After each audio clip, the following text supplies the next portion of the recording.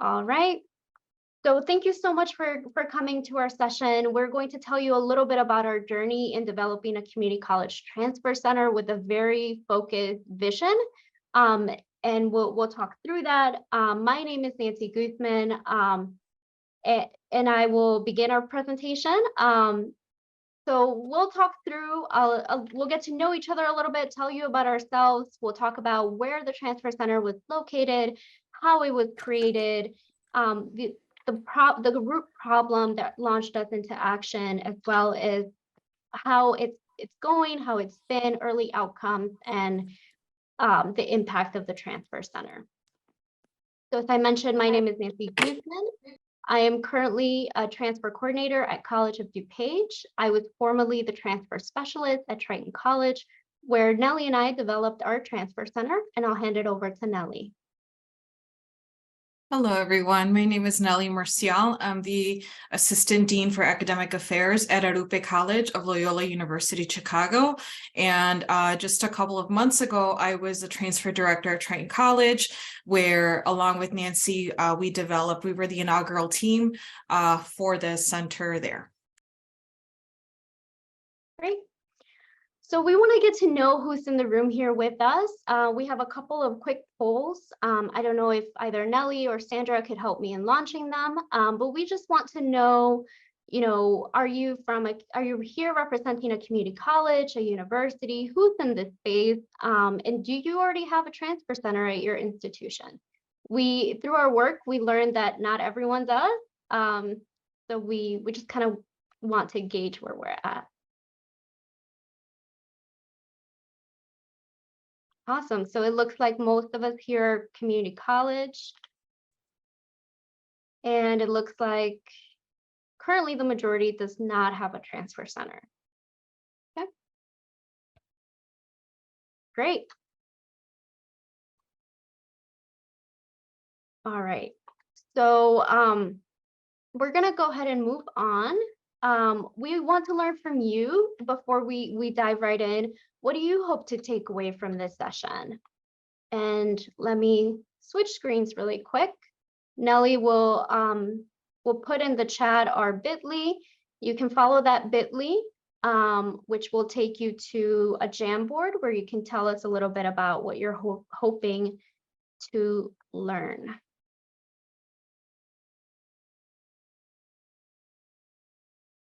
Throughout the session, we'll monitor the chat. So if you have any questions or would like to interact with us that way, you're more than welcome to. If we're not able to address questions in the chat, we'll hold them until the end.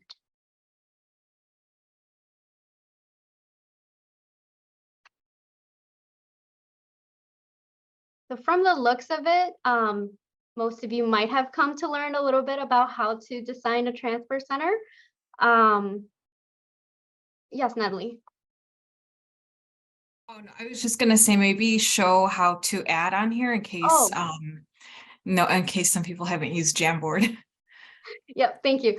So once you open the link, and Nelly, maybe pop it in the chat one more time, you can hover over to the little sticky note. You can type your message in here and then click save. Everything will be anonymous, and we can share with the group.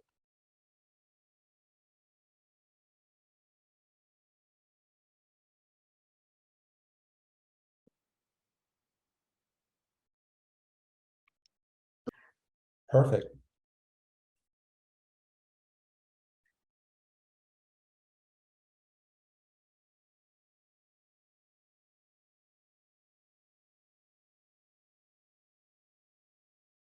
Some great comments on here. Ways to engage students, some best practices.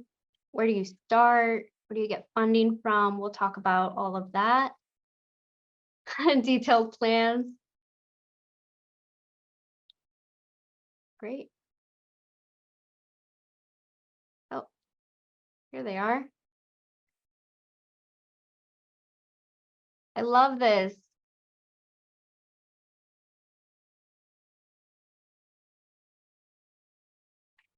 Perfect. I'll preface our presentation by saying that we had a very specific funding source. that made it a little bit easier for us to realize our vision. So if you also qualify for some of that funding source, that would be a first way to get a transfer center like this started. Staffing, perfect. All right. So please feel free to continue to add to this. If there's something that we are not able to address throughout the presentation, we're happy to follow up with you and connect. But this is a great board for us to just make sure that we touch on some of the items that you're hoping to take away. Okay, perfect. So Nelly, you can continue to monitor that in case anything comes up that you want me to talk about, and I will go ahead and dive back into the presentation.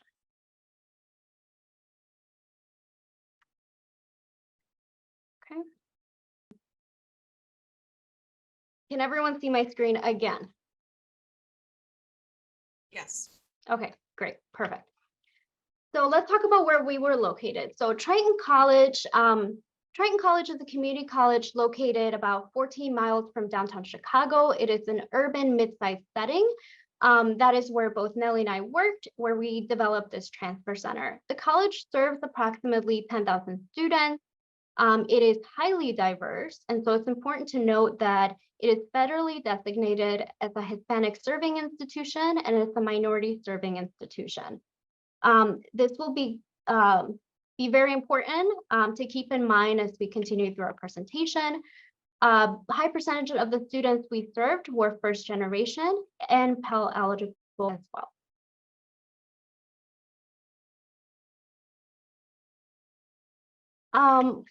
Before we really dig into the details of how we did it, when we did it, we want to center our work around the greater conversation of transfer.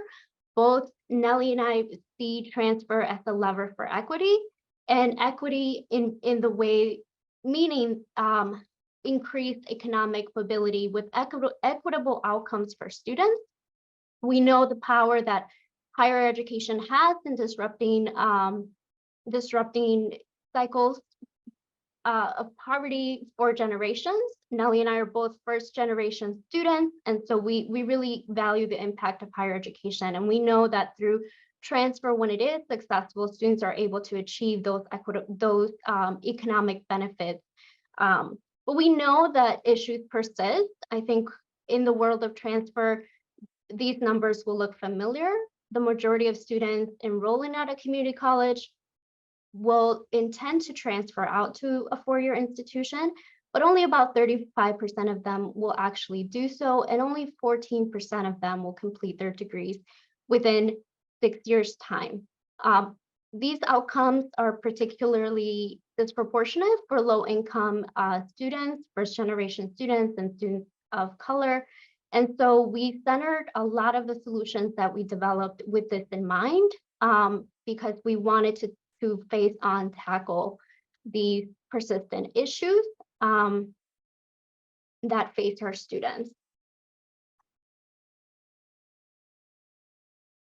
At Triton College, around 2017, leadership wanted to propose a solution for the persistent student outcome issues that the college was experiencing. Really across the board, there was low retention, low completion, low transfer rates, but these rates were even worse for students of color, specifically Hispanic students, who represented a majority of the student body. And they really were persistent. Year after year, these rates, were lower or stayed about the same. There really wasn't much movement. There was, pressure to do something about it. And so a group of leaders wrote a grant around this problem with a proposed solution to tackle head-on retention, completion, and transfer rates. We'll talk about what that grant entails, but really, at the time, aside from these low achievement rates, the equity gaps were really glaring. We often talked about this, how only 8% students were completing, of Hispanic students were completing their degrees. How we, how we compared across our sister institutions, and how we very much wanted to do better. At the time when it came to transfer, transfer was kind of an elusive concept. It was always there, but no one owned the function. It was very much decentralized across the college. Faculty, counselors, advisors were really focused on that advising piece of transfer, wanting to ensure that we cover that. But some of the other pieces of transfer, like fostering relationships with universities, hosting events, coaching students through their transfer process, simply did not exist at the institution. The culture of transfer really was not there prior to the transfer center.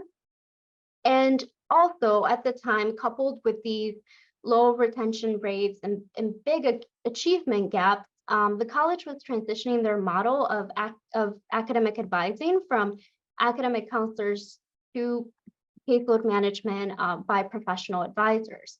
And so this presented both a new opportunity and a challenge of how to incorporate transfer, how to make that function better for the college, and use it as a tool to increase some of the other items on the list, like retention and completion.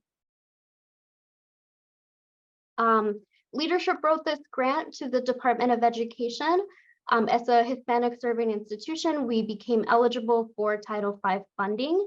And so the previous slide really served as that proposal, which was approved. The grant was a multi-project award. The transfer center was a small portion of that, which we'll focus on. And the grant itself was an award of $2.7 million across 5 years, with very specific targeted goals that we wanted to reach by the end of the funding cycle. About approximately 22% of the funding went directly over to developing and maintaining the transfer center over those 5 years. Currently, the grant is set to sunset in September of this year. With this grant, we were able to hire staff to develop the transfer center. Nelly will really focus on that.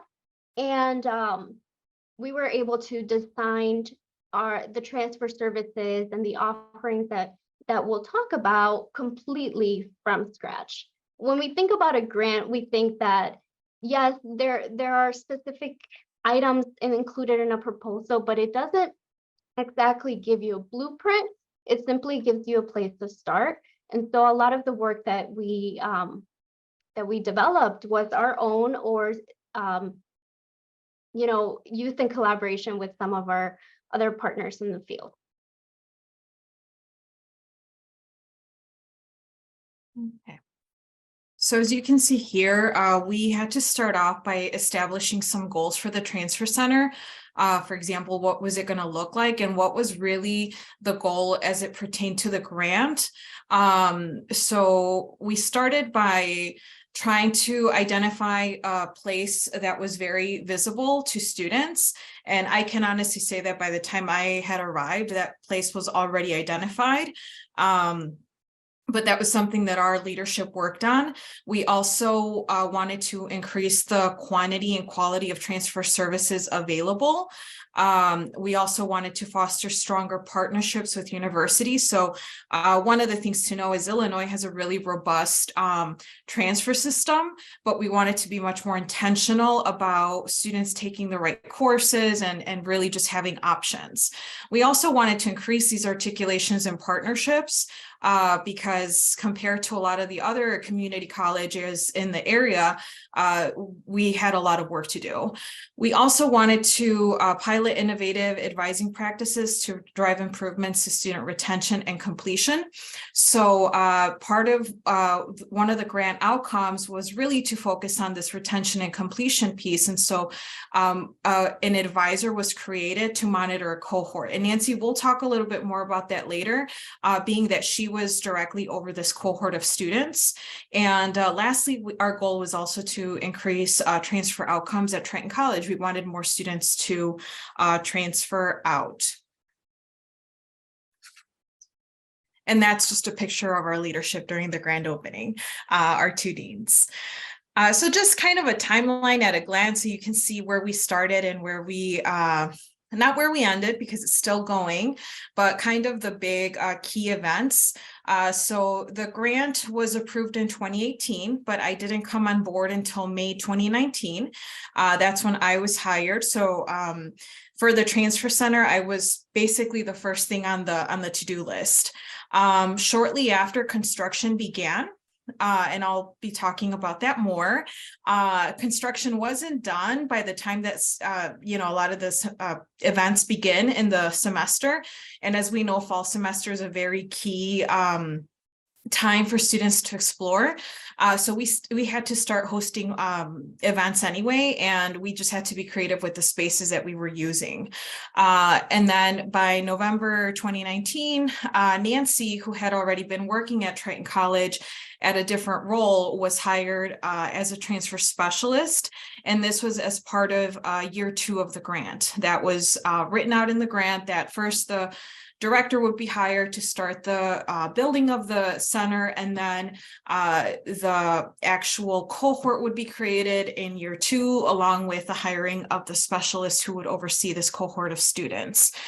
The construction concluded in 2020. February 2020, along with, we had a great grand opening with over 30 colleges and universities present. We had a ribbon cutting ceremony. And of course, we all know what happened in March 2020. Everything shut down. So we had to get very creative with how we continue to grow the space in a remote setting. And while it was definitely difficult to adjust, I think it was also a really good opportunity for us to really figure out how we were going to continue to build the center across the college. And by May 2021, we hired our office assistant. And by then we had already returned on campus. The office assistant was not part of the grant proposal. So we'll talk later about how we had to really gather some data and evidence that supported that we needed more help. But she was essentially hired through the grant as well. So I just wanted to show some before and after pictures. So the transfer center, just to give some context, is located in the old Office of Admission space. It's right next to the Welcome Center. So it is in a very key visible area. It wasn't, it didn't look bad. And so not a lot of construction was necessary. However, it wasn't very inviting. As you can see, there's a lot of gray, no color, 5 cramped cubicles all in one space. And so with some of the construction, we were able to really open up the space. And as you can see, we were able to create more signage, representation of different institutions by showing pennants. We had swag, we had a resource library. So if students came in and we weren't able to meet with them immediately, they could take materials home with them. We also had furniture that was convertible so that we can host lunch and learns, workshops, and many different types of events in there. We also had laptops so that if students wanted to apply or use any of the resources there, they could. And that actually became very helpful because in this space, our college and university partners would use it to meet one-on-one with students. And also during instant admissions events, they would apply in the spot and get a decision on the spot. So we tried to really make it multi-purposeful and versatile for just any event and anything that came our way. You might want to know how we got the pennants. We just asked. We sent a huge email to a big ask to the colleges and universities. And that pennant list kept growing, like we kept getting more, but we just sent out an email and said, hey, we're about to open a center. By having your pennant on here, this is going to create free advertising for you. And so I would say most of the universities were very willing to send pennants and have their and also provide us with swag and materials. Another thing that we focused on was enhancing the partnership. So that partnership piece was very key because in many ways our students were missing out. They were only seeing the same institutions. And as I mentioned before, Illinois does have a very robust transfer system. However, without having a point person to constantly be in communication with our partners, some universities just weren't coming. As soon as we got there and started hosting events, we became very popular. I'm happy to really say that. We created a space where universities could meet with students. We provided events for them. We every semester we would send out a RSVP link or multiple RSVP links so that if they wanted to do one-on-ones with students in the center or a table visit out by the cafeteria, they could do that. I think one of the things that we really wanted to expand on here is providing more access so that students who can't necessarily make it out to the universities have the ability to see the university while they are here or at Triton College.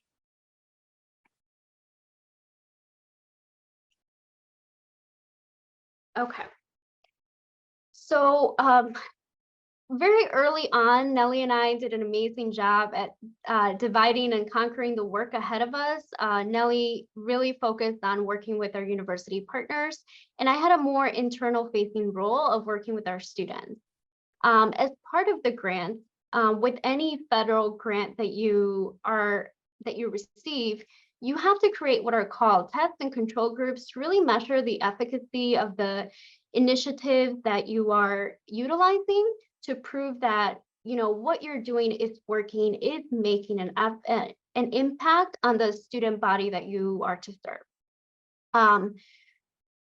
So what we did was exactly that. We created a test and control group to measure the outcomes of the grant in regards to retention and completion.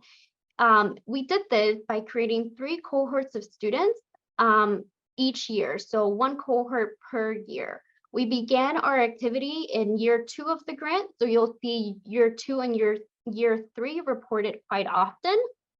Year 1 was really just the opportunity for leadership to start hiring and do a lot of the prep work. So this cohort of students, the grant did not tell us who to select. We needed to come up with this criteria. So we collaborated with institutional research, and we came up with a criteria that was inclusive and truly provided that test and control group setting. So we included in this cohort students that met the criteria for iPads who were fall start, first time, full-time students. They had to be enrolled in at least 12 credit hours to be defined as full-time. Their college level placement needed to be, they needed to at least have 1 college level placement in math or English. It did not necessarily need to be defined college ready by those placement tests. And they needed to be enrolled in an Associate of Arts or an Associate of Science degree. As Nelly mentioned, since my role was very student-centered, student-facing, I was the student's primary advisor. My role, which I will expand on, was really to work with the students in these cohorts throughout their entire time to graduation and completion. We were tasked with reaching both. Sometimes we think about I'm sorry, not graduation and completion, graduation and transfer. Sometimes we think about transfer and completion on opposite ends sometimes, but the way that we were working with the students, we were advising them towards completion and transfer. Let's see.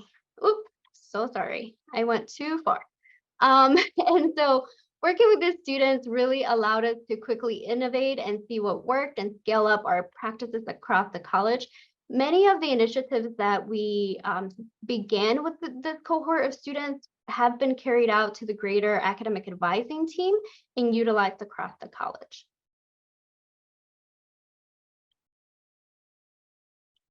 along the creating of the cohorts, before we pivoted to remote operations, we established our key transfer events that we became known for. And so we developed a series of transfer workshops, such as Transfer 101, which covers the basics, Ready to Apply, which guides students through their applications, and a lot of other topics.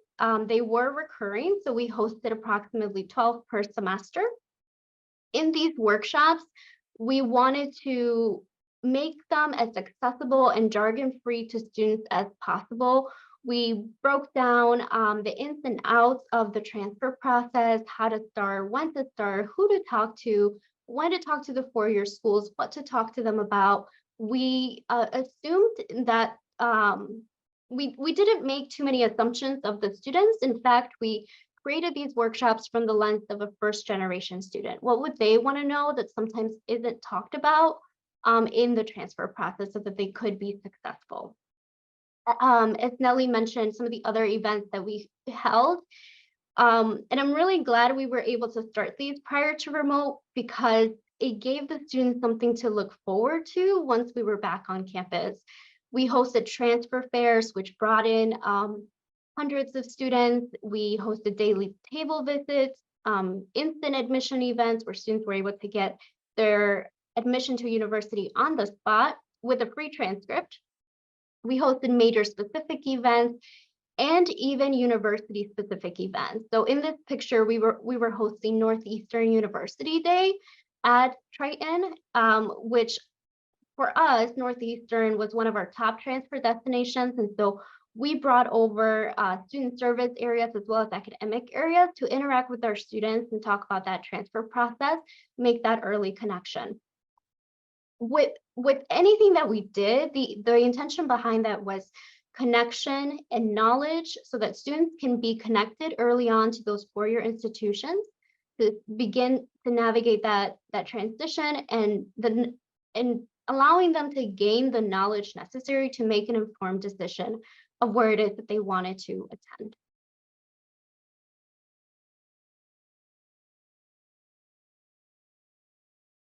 Great. So I think one of the most important things, or one of the things I saw in the Jamboard, is how do you create that transfer culture? How do you get everyone on board?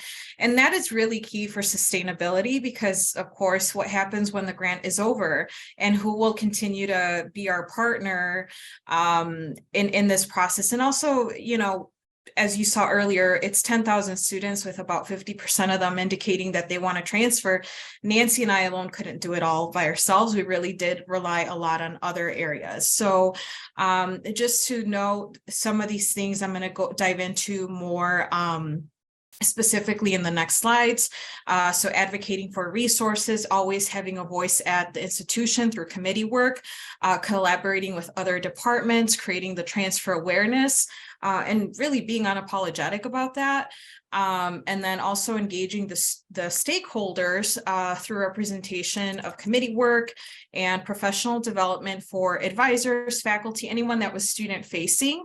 And of course, making sure that students know who the Transfer Center is through constant outreach, but also being very intentional in that outreach so that we don't overwhelm them. So one of the first things that we did is that we started collaborating with academic advising early on. We invited them to all of our professional development events that were held by other colleges and universities. We also created monthly professional developments where if we had a new partnership or just new updates, Nancy and I would meet with them for an hour once a month, sometimes more if necessary. And anytime there was somebody new, we would assist in onboarding them, whether it was an academic advisor, retention specialist, or anyone that was student facing and did any type of one-on-one advising. We also provided access to communications. We made sure that our website was always up to date. And if we did have any new partnerships, we made sure to let them know. We also had you can go to the previous, Nancy. We also created an articulation of boundaries so that we knew who was doing what, right? Often, I think when we want to help students, we tend to want to do a one-stop shop, and we can't be, right? We don't want to be siloed, but we do want to say who's going to be doing what and at what point. And so this articulation of boundaries was kind of like an agreement between advising, admissions, and the transfer center on who would get to do what and when it came to a student's journey. Some of the allies that we collaborated with, we were part of the Guided Pathways Committee. For those of you who work in community college, you probably have heard Guided Pathways is something that is really intended to make the onboarding process a lot smoother for students, both onboarding and all the way to completion. So Nancy and I played a big role in that.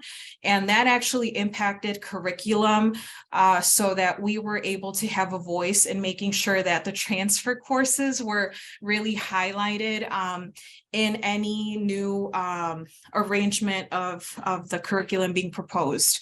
We also worked with faculty. As you can see in the picture here, these are our transfer coaches. So we did some onboarding with them and had them meet with students. And this really served as an opportunity for them to advocate more on what the transfer center did, not only with other students, but also their colleagues. And they also held workshops in their content of expertise. So for example, one of the professors here is an English professor. So he held workshops on how to write a stellar essay for scholarships and applications. And we also collaborated with alumni services so that we could, actually, I'm proud to say we started this collecting success stories for the university, for the community college. So one of the things we would do if a student said, hey, I got into this institution, we would collect their story and put it on our website, on our social media. We would share it with alumni relations, and essentially they kind of started doing the same thing. And so and then, of course, one of the things that isn't on here is that we really strongly collaborated with other areas like Student Life, TRIO, and we often relied on them for funding. There was a funding question here. The grant did not cover things like food. So anytime we wanted food, we had to really rely on either universities or other areas for that. And every semester, we made it a point to go to the Center of Teaching Excellence so that we could present to faculty on our campus about some of the initiatives that we were doing on at Triton. In terms of visibility, we had to create a website from scratch. We did not have one. And so we had all of our events listed on there, our transfer guides partnerships. Our office assistant made sure to keep that up to date almost on a daily basis. IT knew us very well. We also shared our success stories, scholarships, things that students ask us a lot. We would just share on there and make it transparent so that it was very functional. We also sent weekly newsletters to students, and we shared our upcoming events for the week, but we also gave the opportunity for universities to give us information. So for example, if an institution said, you know, for the month of October, we're going to waive application fees, we would announce that in the newsletter. And we only sent it once a week so that students wouldn't get bombarded and tired of listening for or ignoring us. And one of the ways we knew it was effective is students would actually respond to that newsletter. Even if it was unrelated to any of the events, usually they knew who we were.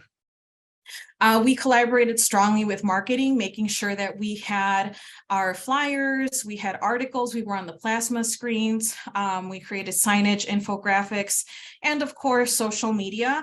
One of the things that we had for Instagram and Facebook, we made sure that our student ambassadors managed that, because I like to think I'm cool, but I'm probably not so much anymore, but they really know what is relevant. And so they were in charge of creating Canvas, flyers, and just managing the pages so that they were engaging. And this is a picture of our grand opening. As you can see, we had a lot of partners from colleges and universities out there supporting us. And then for student resources, a lot of these were on our website. But some of the things that we really try to hone in on is, focus on when a student comes in, and if they can't meet with us on the spot, we don't want them to leave feeling discouraged, like nobody's there to listen to them. So we would always provide them with either transfer milestones or ready to apply. And that's something that we're going to give out at the end. The transfer milestones just tell students where they should be based on the number of credit hours earned. And it also links it to different resources, like attending a workshop to meet with us. For those students who are getting close to applying, it was a checklist on these are things that you might get asked in your college application. We also had the library of resources, which I showed you earlier in a picture. So Erica, our office assistant, whenever someone would come in, if we couldn't meet, she would just grab materials for them. And we provided support for their application, their fee waiver. We worked with financial aid to make sure that students had access to those fee waivers. And we also assisted students with selective admissions coaching, because some of those applications can be quite rigorous and more time consuming. And we also had our student ambassadors program. And one of the things that they did, aside from managing social media, helping us with events, was that they actually provided peer advising and helping students explore what courses transferred through the system in Illinois and that other states use, called transferology.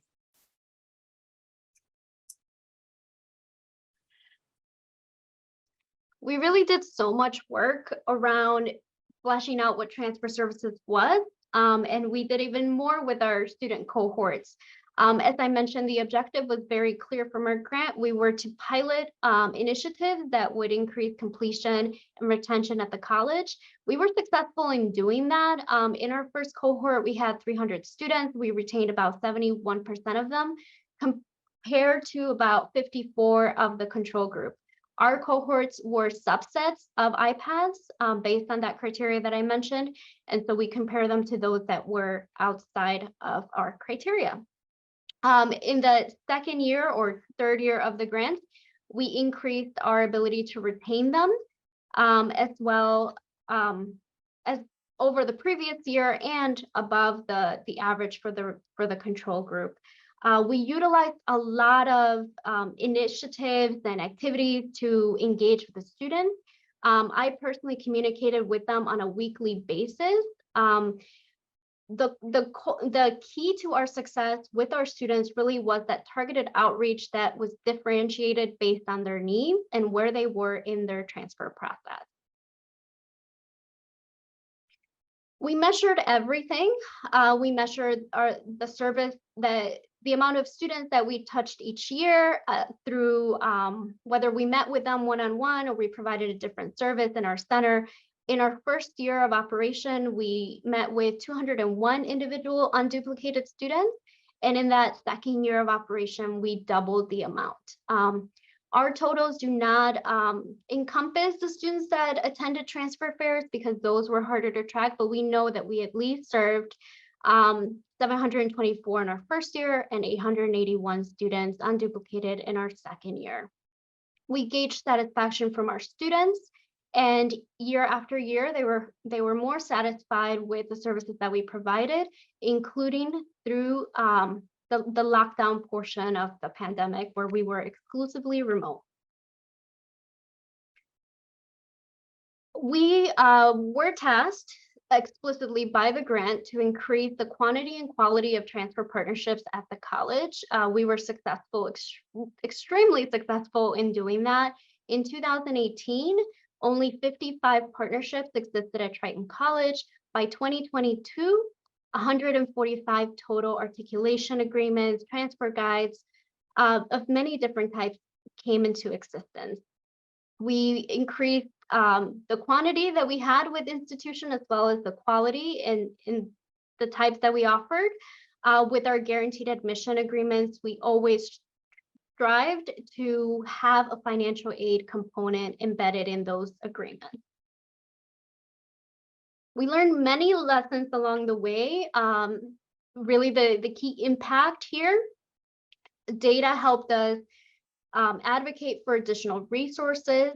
We couldn't have done as much alone.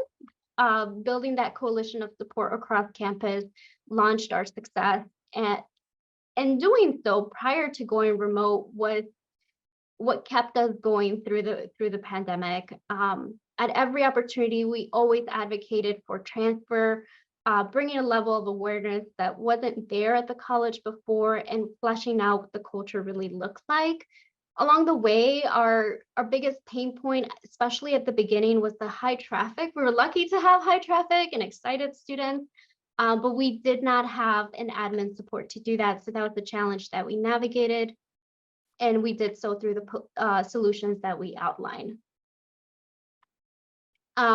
Much of what we learned, I am now implementing at College of DuPage. College of DuPage is the largest community college in Illinois. So as far as volume, I have a bigger impact. And I've accelerated the ability to enhance transfer services here at College of DuPage through the work that I did at Triton College with Nelly.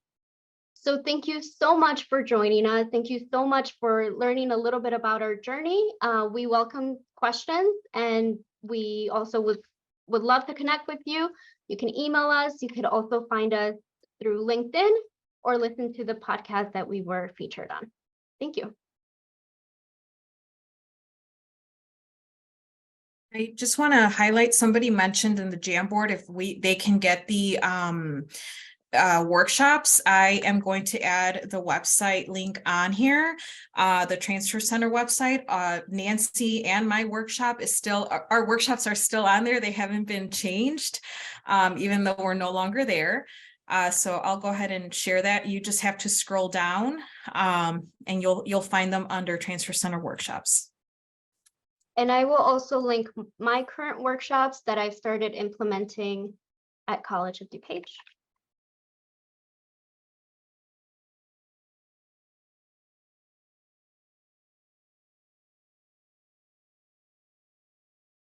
Are there any other questions that we can address?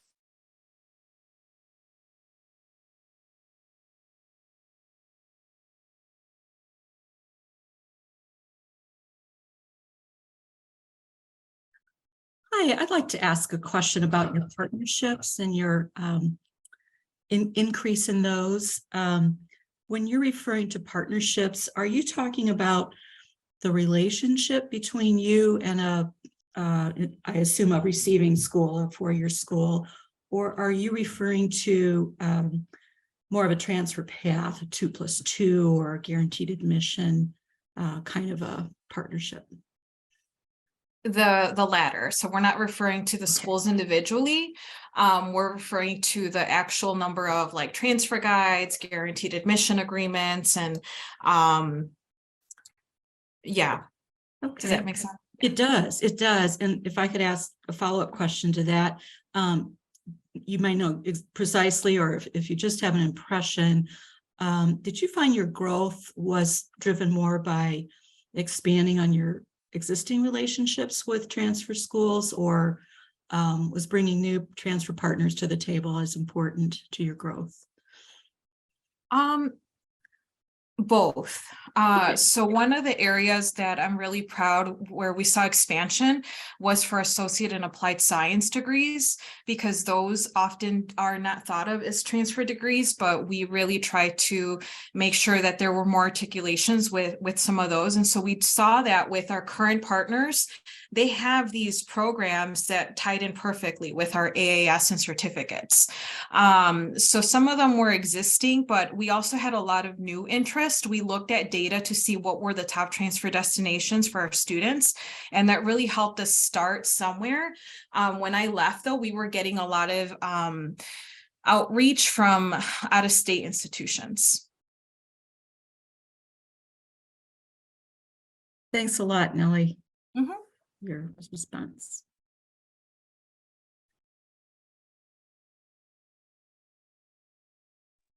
Yeah, but definitely looking at the data was a really good place to start, because we knew we were going to, or we didn't know, but we felt we were going to be more successful with those because that's where students attend and that's what they ask for. But we really tried to keep an open mind, and with some of the out of state, you know, looking at what kind of services they offered, were they equitable, did they provide funding, did they provide in-state tuition? So those are some things that we considered when looking at out of state as well.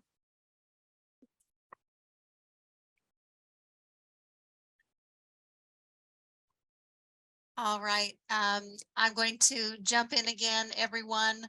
I realize I didn't introduce my name, although you can see it. I'm Sandra Deek. I'm a member of the Curriculum Committee for NISTS 2023. And I would like to thank the presenters, Nancy and Nelly, for sharing your experiences, for providing folks the opportunity to ask questions about it, and to all of you who attended for being here today.